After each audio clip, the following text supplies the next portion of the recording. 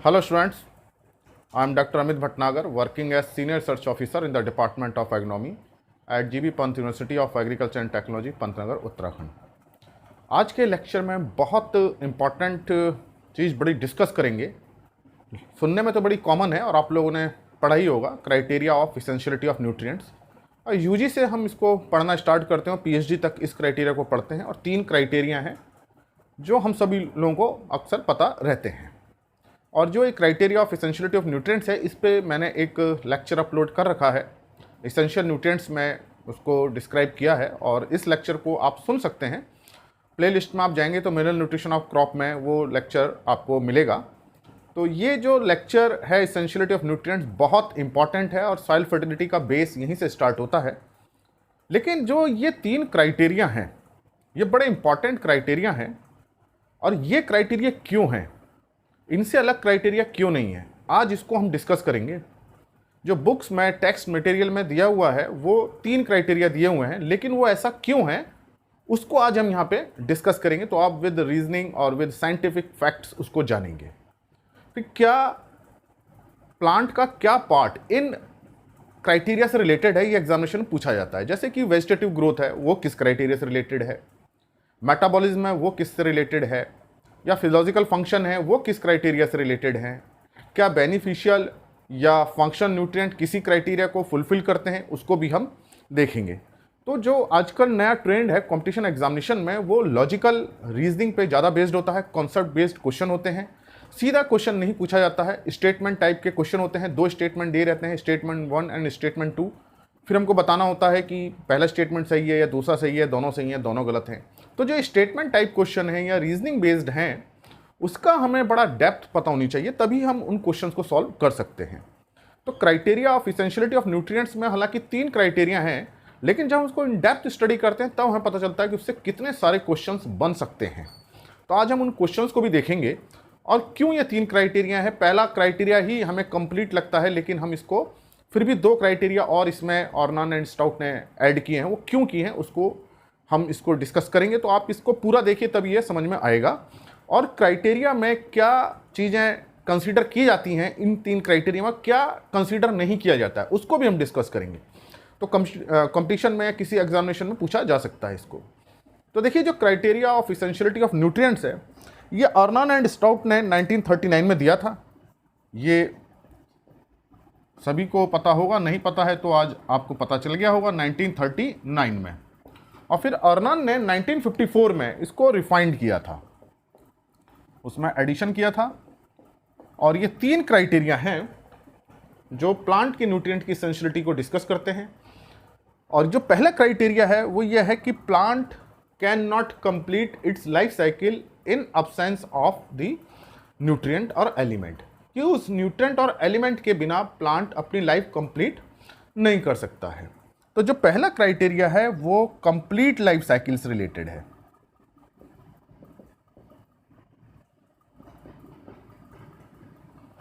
अब life cycle देखिए क्या है कि सीड हमने सोइंग करी और जो उसका जर्मिनेशन हुआ, जर्मिनेशन से फिर इमरजेंस हुआ, इमरजेंस से फिर उसमें लीफ आई, वेजिटेटिव ग्रोथ हुई, फ्लावर आए, रिप्रोडक्टिव ग्रोथ हुई, फिर उसमें सीड सेटिंग और सीड बना।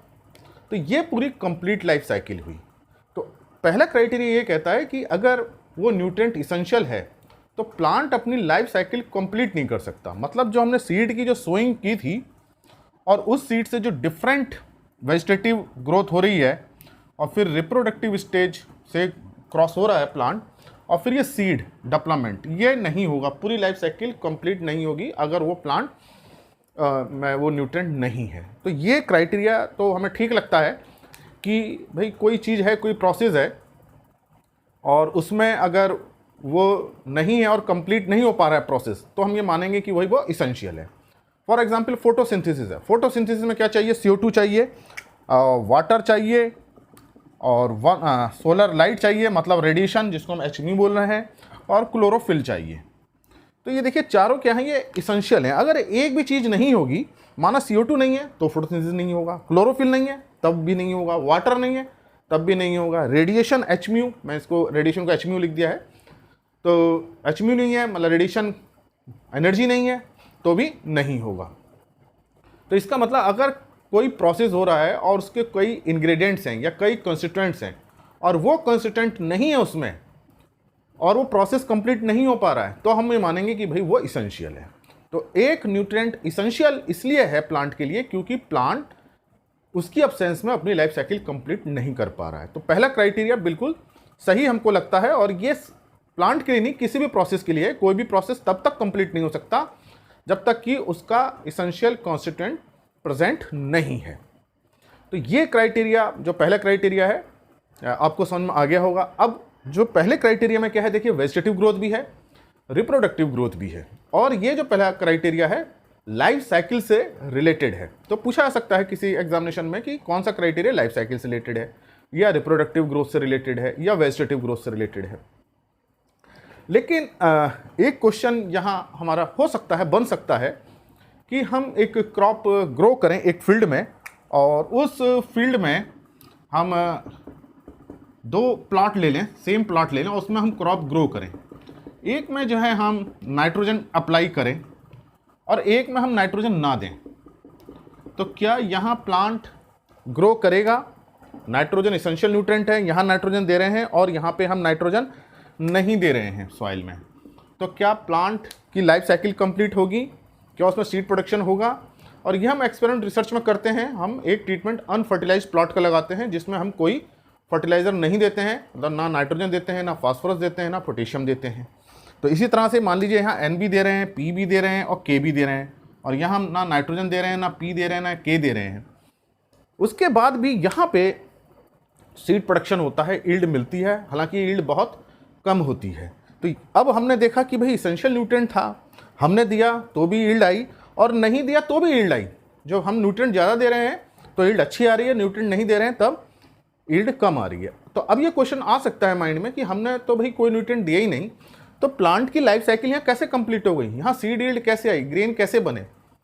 तो देखिए यहाँ हमने नाइट्रोजन, फास्फोरस, पोटेशियम फर्टिलाइजर से नहीं दिए, लेकिन सॉइल में अपना नेटिव पूल है, उसमें अवेलेबल है, नाइट्रोजन है, फास्फोरस है, पोटेशियम, सभी न्यूट्रिएंट्स हैं। जो 17 इसेंशियल न्यूट्रिएंट्स हैं, उसके अलावा भी बहुत न्यूट्रिएंट्स हैं जिसको प्लांट एब्जॉर्ब करता है। सिलिकॉन है उसको एब्जॉर्ब करता है, एल्युमिनियम को करता है, बहुत न्यूट्रिएंट्स हैं, सोडियम है उसको भी एब्जॉर्ब करता है। तो यहाँ जो ग्रोथ हुई है वो सॉइल में जो न्यूट्रिएंट प्रेजेंट थे उसको एब्जॉर्प्शन से हुई है। अब उनकी अमाउंट चूँकि कम थी, इस कारण से यील्ड भी कम आई। लेकिन ईयर बाय ईयर हम अनफर्टिलाइज्ड में ग्रो करते रहें और हर साल क्या होगा, यहाँ न्यूट्रिएंट का डिप्लीशन होता रहेगा, और जिस दिन कोई इसेंशियल न्यूट्रिएंट, जो 17 इसेंशियल न्यूट्रिएंट, कोई भी एक जब जीरो हो गया सॉइल में, अब मोस्ट प्रॉब्ली कौन सा हो सकता है, माइक्रो न्यूट्रिएंट की प्रोबेबिलिटी ज़्यादा होती है। मान लीजिए कॉपर जिस दिन जीरो हो गया, या मॉलिब्डेनम जीरो हो गया, या कोई न्यूट्रिएंट जीरो हो गया, तब यहाँ सीड प्रोडक्शन नहीं होगा। तो हो सकता है लीव्स आए, फ्लावर आए, लेकिन सीड प्रोडक्शन नहीं होगा।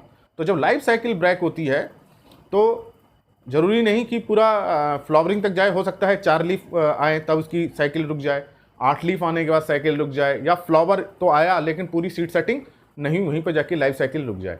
मतलब लाइफ साइकिल कहीं पे भी रुक सकती है, कंप्लीट नहीं होगी। तो ये आपको समझ में आना चाहिए कि जो पहला जो क्राइटेरिया है वो कंप्लीट लाइफ साइकिल से रिलेटेड है। इसमें इमरजेंस भी है, लीफ प्रोडक्शन भी है, फ्लावर प्रोडक्शन भी है, रिप्रोडक्शन भी है, इस सारे फेज में कहीं ना कहीं न्यूट्रिएंट इन्वॉल्व है। तो अगर वो न्यूट्रिएंट इसेंशियल है तभी लाइफ साइकिल कंप्लीट होगी, और इसेंशियल न्यूट्रिएंट अगर प्रेजेंट नहीं है सॉइल में तो लाइफ साइकिल कंप्लीट नहीं होगी। तो ये तो हमको समझ में आ गया कि पहला क्राइटेरिया तो न केवल प्लांट्स के लिए, सभी प्रोसेस के लिए होता है। चाहे ह्यूमन बॉडी है, ह्यूमन को भी इसेंशियल चाहिए, अगर पूरा नहीं हुआ तो लाइफ साइकिल ब्रेक हो जाएगी। एनिमल के लिए भी यही केस है, किसी के लिए भी यही केस होता है। लेकिन जो दूसरा क्राइटेरिया है, दूसरा क्राइटेरिया कहता है कि nutrient in the plant can not be replaced, function of the nutrient in the plant can not be replaced. मतलब कि वो न्यूट्रिएंट प्रेजेंस मस्ट है, उसका कोई रिप्लेसमेंट नहीं है। जो सेकंड क्राइटेरिया है वो न्यूट्रिएंट की प्रेजेंस मस्ट है,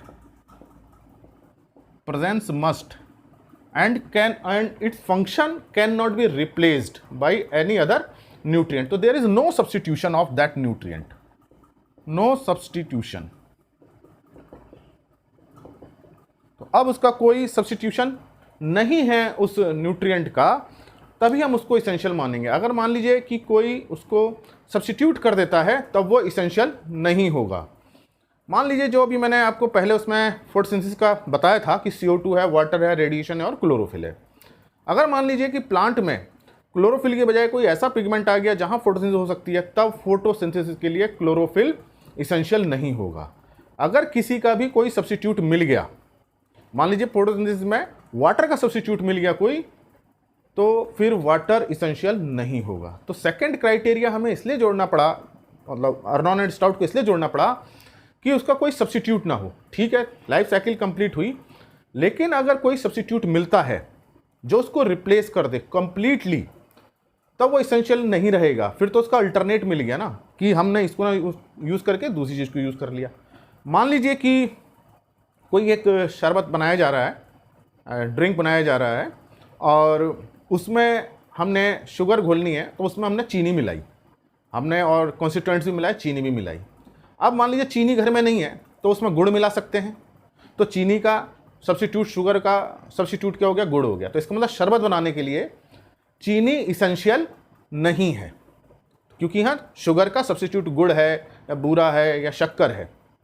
लेकिन मान लीजिए कोई आप नमकीन चीज़ बना रहे हैं और उसमें नमक डाला जाता है, तो यहाँ जो है नमक अगर नहीं है तो उसका कोई सब्स्टिट्यूट नहीं है। फिर तो नमक क्या है? साल्ट क्या है? इसेंशियल हो गया। जब कोई सब्स्टिट्यूट नहीं होता तभी उसको हम इसेंशियल कहेंगे। अगर उसका कोई सब्स्टिट्यूट है फिर तो उसका अल्टरनेट है। इस कारण से ये सेकंड क्राइटेरिया इंक्लूड किया गया है ताकि उसकी इसेंशियलिटी मेंटेन रहे। अगर उसको कोई सब्स्टिट्यूट कर रहा है तो इसका मतलब उसके फंक्शंस जो हैं कोई दूसरा कर सकता है, उसको उस प्रोसेस में होने की बहुत ज़्यादा ज़रूरत नहीं है या ज़रूरत नहीं है। तो अब लेकिन अभी जो रिसेंट स्टडीज़ हुई हैं उसमें यह है कि पोटेशियम का जो रिप्लेसमेंट है वो सोडियम से है और रुबिडियम से है, और मोलोबिडियम का सब्स्टिट्यूशन वैनिडियम से है, क्लोरीन का सब्स्टिट्यूशन ब्रोमीन से है, और कैल्शियम का सब्स्टिट्यूशन स्ट्रोंशियम से है। तो इस रिसर्च के अकॉर्डिंग तो फिर ये सेकंड क्राइटेरिया गलत हो जाना चाहिए, लेकिन ये सब्स्टिट्यूशन कंप्लीट नहीं है, सम फंक्शंस में है और सभी फंक्शंस में नहीं है, सम फंक्शंस में है रिप्लेसमेंट। तो अगर ये सोडियम पोटेशियम को सभी फंक्शन में रिप्लेस कर दे तब पोटेशियम इसेंशियल नहीं होगा। बिना पोटेशियम के भी हम फिर क्रॉप को ग्रो कर सकते हैं। पोटेशियम की जगह क्या डाल देंगे? सोडियम डाल देंगे। इसी तरह से अगर क्लोरीन के सारे फंक्शन को ब्रोमीन रिप्लेस कर दे, तो क्लोरीन नहीं भी है सॉइल में, तो क्या ब्रोमीन का कोई सोर्स डाल दीजिए तो भी क्रॉप ग्रोथ हो जाएगी। तो ये आपको ध्यान रखना है कि रिप्लेसमेंट है लेकिन वो कुछ ही फंक्शन में है। अगर 100% फंक्शन में हो जाएगा फिर तो इसेंशियलिटी की क्राइटेरिया से बाहर वो न्यूट्रिएंट हो जाएगा। तो ये सेकंड क्राइटेरिया बताता है कि भाई उसका जो फंक्शन है बड़ा स्पेसिफिक फंक्शन है, स्पेसिफिक फंक्शन है, तभी जो है उस न्यूट्रिएंट को कोई दूसरा रिप्लेस नहीं कर पा रहा। तो जो सेकंड फंक्शन है that is related with the presence, substitution and specific nature of that nutrient. तो ये आपको सेकंड क्राइटेरिया क्लियर होना चाहिए कि किन किन चीज़ों से रिलेटेड है। अब एग्जामिनेशन में पूछा जा सकता है कि जो deficiency symptom replacement is related with, ये सेकंड क्राइटेरिया से है। क्यों? क्योंकि देखिए कोई अगर न्यूट्रिएंट डिफिशिएंट होता है, मान लीजिए नाइट्रोजन डिफिशिएंट होता है, तो उसकी जो रिक्वायरमेंट है नाइट्रोजन की कोई दूसरा न्यूट्रिएंट नहीं कर सकता, वो नाइट्रोजन ही करेगा। अब नाइट्रोजन नहीं मिल रही तो उसमें क्या आएंगे? डेफिशिएंसी सिम्टम्स आएंगे, जिसको हम डिसऑर्डर बोलते हैं। अगर हम बहुत अच्छे उसमें कहें तो न्यूट्रिएंट डेफिशिएंसी डिसऑर्डर है, डिसीज नहीं है। तो जो ये डिसऑर्डर हो रहा है ये सिर्फ नाइट्रोजन से ही पूरा होगा, किसी और न्यूट्रिएंट से इसलिए नहीं हो सकता क्योंकि जिस कारण से ये डेफिशिएंसी आ रही है, क्लोरोफिल नहीं बन पा रहा है, वहाँ नाइट्रोजन नहीं है, तो कोई दूसरा अब न्यूट्रिएंट नाइट्रोजन को रिप्लेस नहीं कर सकता। तो ये जो है डेफिशिएंसी सिम्टम से रिलेटेड है। तो इतनी आपको मैंने चीज़ें बताई कि सेकंड जो है क्राइटेरिया क्यों इंक्लूड किया गया है। अगर अल्टरनेट है तो फिर एसेंशियल नहीं है। तो स्पेसिफिक फंक्शन से रिलेटेड है, डेफिशिएंसी से रिलेटेड है और उसकी प्रेजेंस से रिलेटेड है। तो ये आपको समझ में आया होगा कि ऐसा क्यों किया गया कि सेकंड क्राइटेरिया इंक्लूड किया गया। अगर हम थर्ड क्राइटेरिया की बात करें थर्ड क्राइटेरिया ये कहता है कि that element must be involve in metabolism directly.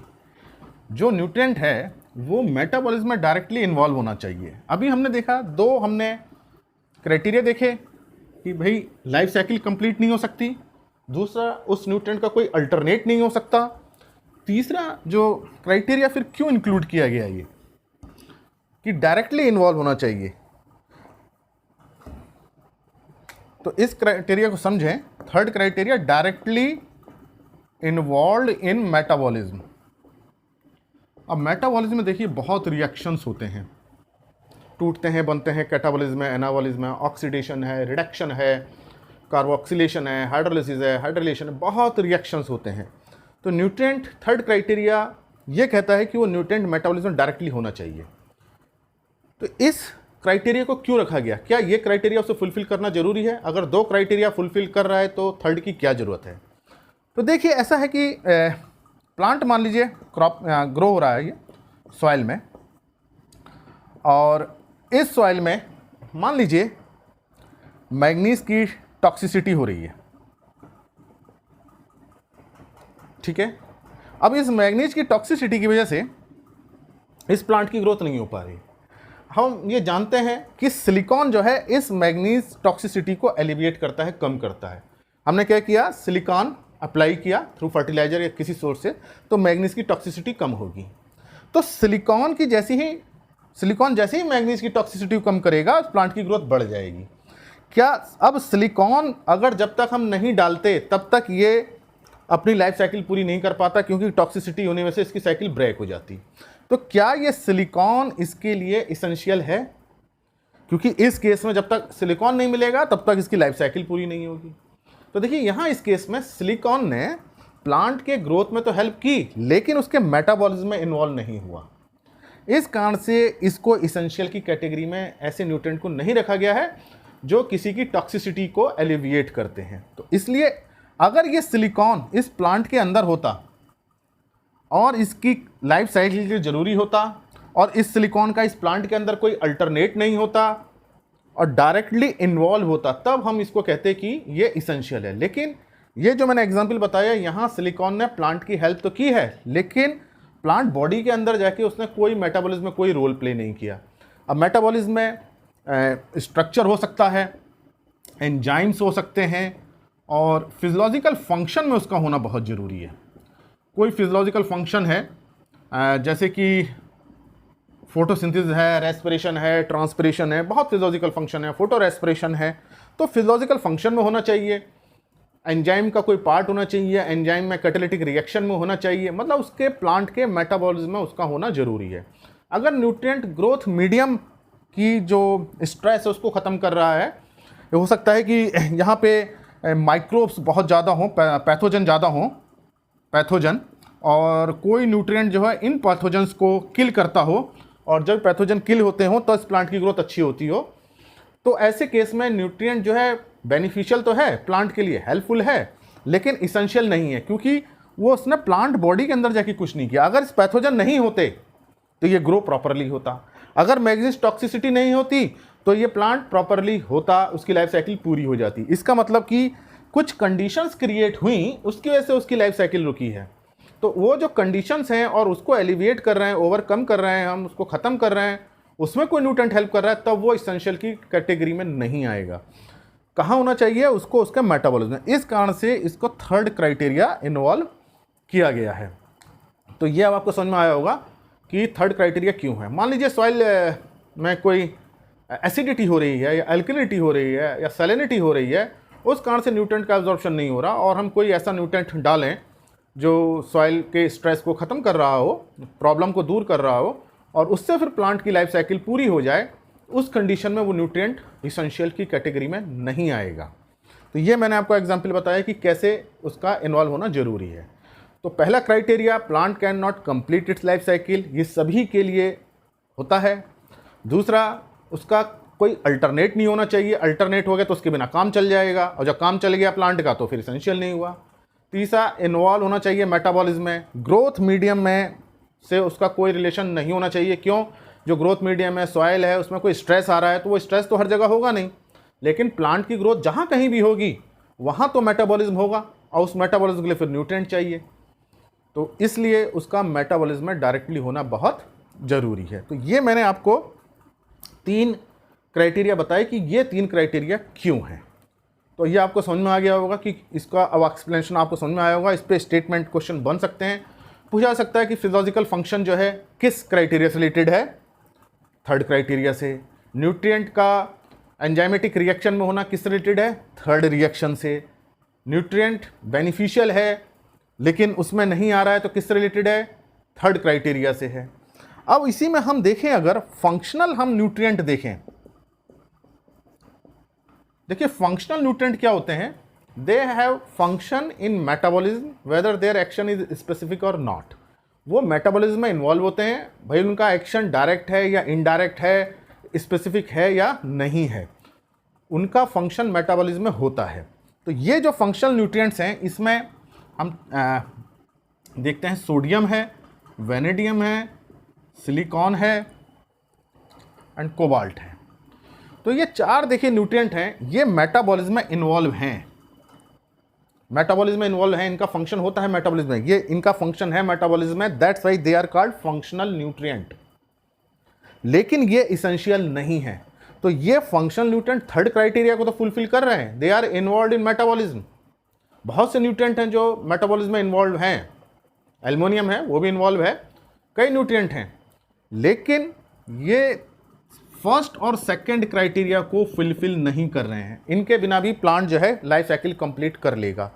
Sodium का भी अल्टरनेट मिल जाएगा, वेनेडियम का भी अल्टरनेट मिल जाएगा, प्लांट अपनी लाइफ साइकिल कंप्लीट कर लेगा।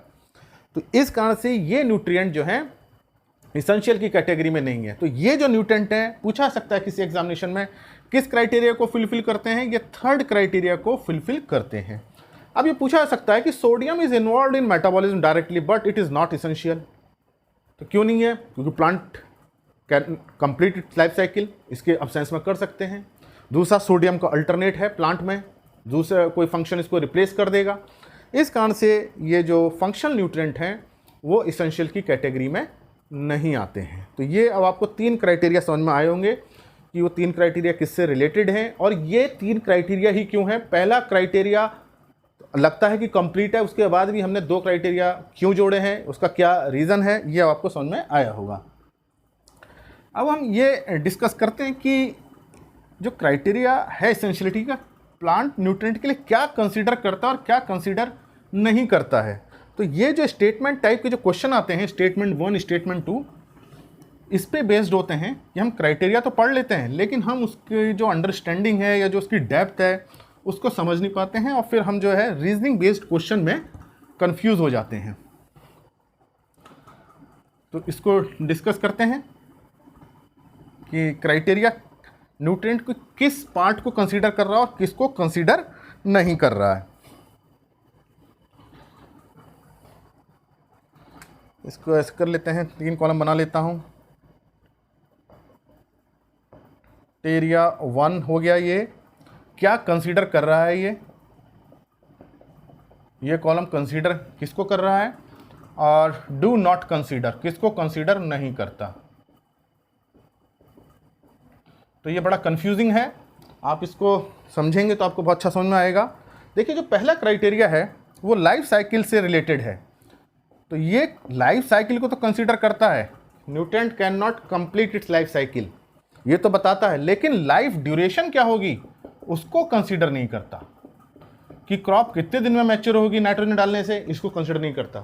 क्रॉप की लाइफ साइकिल तभी पूरी होगी जब नाइट्रोजन डालेंगे, फास्फोरस देंगे, सब न्यूट्रिएंट देंगे, माइक्रोन्यूट्रिएंट देंगे, जो 17 इसेंशियल न्यूट्रिएंट हैं, तभी जो है उसमें सीड सेटिंग होगी। लेकिन नाइट्रोजन देने से, फास्फोरस देने से प्लांट कितने दिनों में मैच्योर हो जाएगा, कब ग्रेन सेटिंग होगी, उसको कंसीडर नहीं करता है।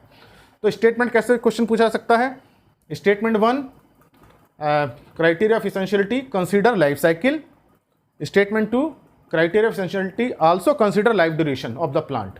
तो यहाँ देखिए ये स्टेटमेंट ट्रू है और ये स्टेटमेंट फॉल्स है, क्योंकि लाइफ ड्यूरेशन को कंसीडर नहीं करता है। तो ये आपको बहुत अच्छे ढंग से समझना है इस चीज़ को। दूसरा, जो वेजिटेटिव ग्रोथ को कंसीडर करता है, क्योंकि वेजिटेटिव ग्रोथ कंप्लीट नहीं हो सकती इन एब्सेंस ऑफ न्यूट्रिएंट। जब लाइफ साइकिल है तो उसमें वेजिटेटिव ग्रोथ भी है, रिप्रोडक्टिव ग्रोथ भी है, लेकिन वेजिटेटिव ग्रोथ की जो क्वांटिटी है उसको कंसीडर नहीं करता। उससे ही नहीं पता चलेगा कितनी वेजिटेटिव ग्रोथ होगी, हाउ मच वेजिटेटिव ग्रोथ, या ड्राई मैटर यील्ड, या क्वांटिटी ऑफ ग्रोथ, इसको कंसीडर नहीं करता कि कितना ड्राई मैटर प्रोडक्शन होगा, कितनी यील्ड होगी, इसको कंसीडर नहीं करता है सेकंड क्राइटेरिया। तो second criteria consider vegetative growth but does not consider the quantity of growth, कि नाइट्रोजन डालने से इतनी यील्ड मिल जाएगी, फास्फोरस डालने से इतनी यील्ड मिल जाएगी, इसको क्राइटेरिया कंसीडर नहीं करता है। तो ये स्टेटमेंट टाइप क्वेश्चन में आपको इसकी क्लियरिटी होना बहुत जरूरी है। थर्ड हम देखें तो रिप्रोडक्टिव जो ग्रोथ है उसको कंसीडर करता है, क्योंकि जो लाइफ साइकिल में मैंने बताया वेजिटेटिव भी और रिप्रोडक्टिव भी है, लेकिन रिप्रोडक्टिव की फिनोलॉजी को कंसीडर नहीं करता है। फिनोलॉजी ये मतलब है कि उसकी कब रिप्रोडक्टिव ग्रोथ स्टार्ट होगी, उसकी फ्लावरिंग कब आएगी, वेजिटेटिव ग्रोथ कब तक चलेगी, कब रिप्रोडक्टिव स्टेज स्टार्ट हो जाएगी, इसको कंसीडर नहीं करता है। तो फ्लावरिंग को नहीं बताता क्राइटेरिया कि न्यूट्रिएंट देने से फ्लावरिंग कब आएगी। तो ये जानना आपको बहुत ज़रूरी है, बड़ा इंपॉर्टेंट टॉपिक है। ये तीन जो है फर्स्ट क्राइटेरिया से रिलेटेड हैं। अब सेकंड क्राइटेरिया को देखें हम, तो देखिए सेकंड क्राइटेरिया क्या बताता है, न्यूट्रिएंट प्रेजेंस बताता है कि प्रेजेंस इज मस्ट। न्यूट्रिएंट की प्रेजेंस बताता है कि न्यूट्रिएंट मस्ट है, लेकिन कितना न्यूट्रिएंट चाहिए ये क्राइटेरिया से पता नहीं चलता। फास्फोरस मस्ट है और उसके फंक्शन को रिप्लेस नहीं कह सकता, लेकिन कितना फास्फोरस चाहिए, हाउ मच न्यूट्रिएंट, ये इस क्राइटेरिया से पता नहीं चलता है, इसको कंसीडर नहीं करता है क्वांटिटी ऑफ न्यूट्रिएंट। देन ये बताता है कि फंक्शन इज स्पेसिफिक, जो उस न्यूट्रिएंट का फंक्शन है स्पेसिफिक है, और चूंकि फंक्शन स्पेसिफिक है इसलिए उसका कोई सब्स्टिट्यूशन नहीं है, कोई अल्टरनेट नहीं है। लेकिन ये नहीं बताता कि कौन सा फंक्शन है, कि फोटोसिंथेसिस में है, कि रेस्पिरेशन में है, कि ट्रांसपिरेशन में, विच फंक्शन, इसको कंसीडर नहीं करता है कि किस फंक्शन में है न्यूट्रिएंट। फिर हम इसको देखें कि ये बताता है डिसऑर्डर, कि कौन सा डिसऑर्डर होगा if nutrient is not present, essential nutrient is not present, then there are deficiency symptoms and these deficiency symptoms cannot be corrected by any other nutrient। तो उस deficiency symptoms को, उस disorder को खत्म करने के लिए वही न्यूट्रिएंट हमें देना पड़ेगा।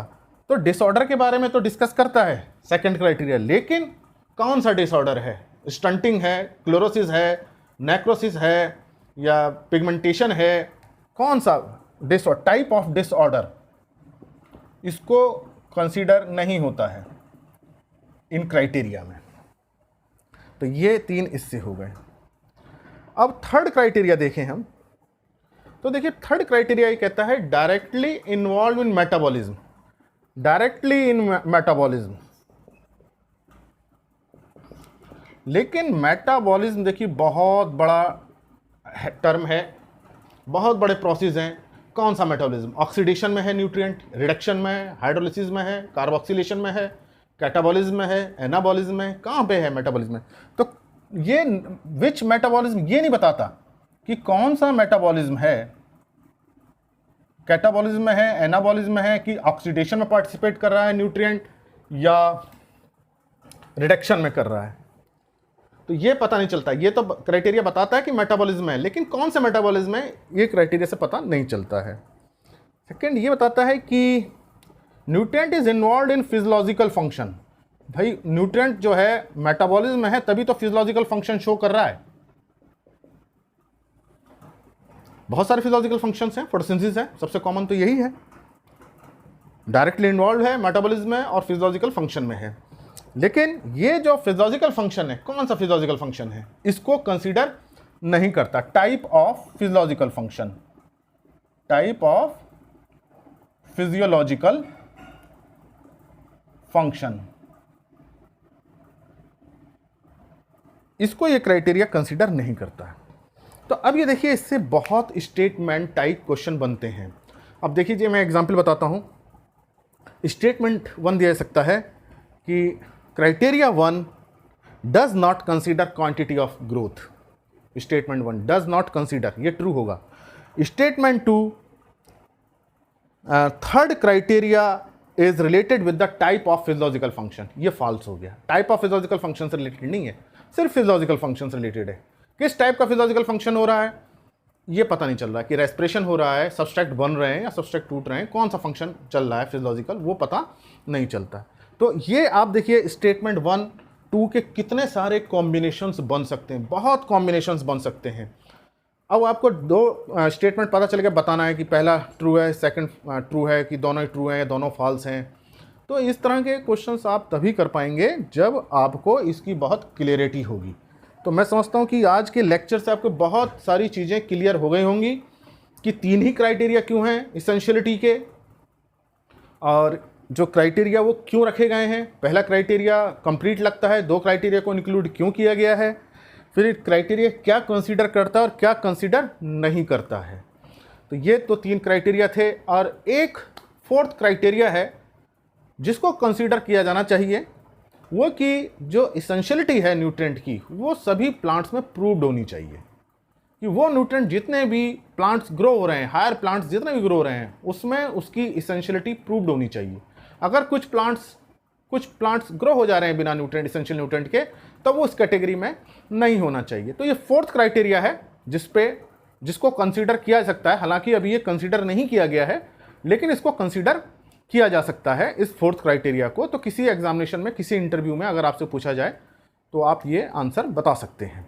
तो ये क्राइटेरिया इसेंशियलिटी जो मैंने आपको बताया, और इसका जो डिटेल है वो आप ज़रूर देखें। इसेंशियल न्यूट्रिएंट में मैंने लेक्चर अपलोड कर रखा है, प्लेलिस्ट में जाइए मिनरल न्यूट्रिशन ऑफ क्रॉप में, वहाँ वो लेक्चर आपको मिल जाएगा। उसमें बेनिफिशियल न्यूट्रिएंट भी हैं, फंक्शनल न्यूट्रिएंट भी हैं, इसेंशियल न्यूट्रिएंट्स भी हैं, उसमें सब तरह के न्यूट्रिएंट्स का लेक्चर है। वो आप उसको देखेंगे तो आपको बहुत क्लैरिटी होगी।